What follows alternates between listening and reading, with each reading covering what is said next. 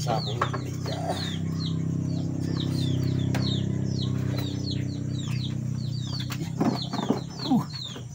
Ayaw umilos ha. Lahat ng kangkong na kinuha ko kanina nilalagay ko dito para mailagay ko sa may tubig para hindi siya pagod malanta. Bali, aning nasako itong nakuha natin kanina. Dami. Nabot ako ng katanghalian. Ito, hapon na andito pa tayo. Yan. Daming kangkong.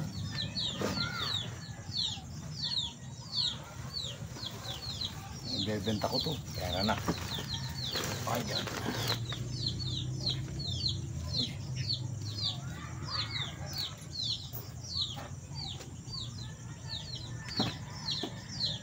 Ayan.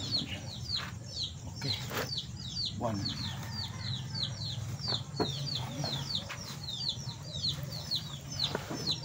Nice natin maigit para yung ugat. Masilalim.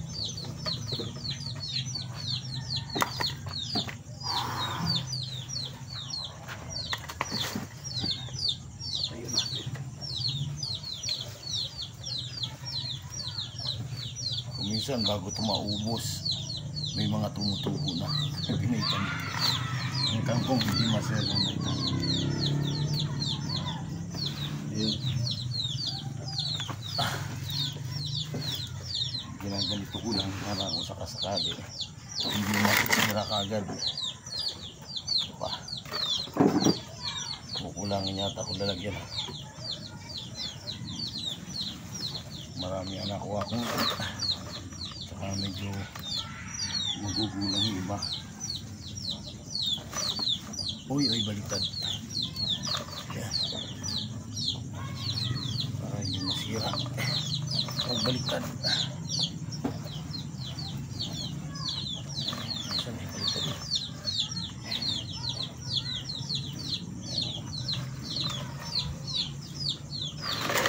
Yan, dami. Ito yung mga lalagyan namin ng prutas sa pwesto. Kaya napapakinabangan namin. Parang biodegradable to kasi pag tinagal mo to sa lupa, kusa siyang nabubulok. Hindi siya yung talagang plastic na ano.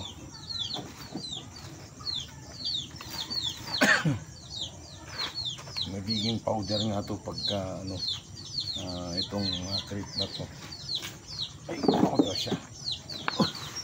Pagka matagal na hindi nagagamit, ulan init, hindi katulad sa plastic, kahit ulan init hindi siya masisira. Ito ano, may lifespan siya. Lagay ko din yung iba. Dami.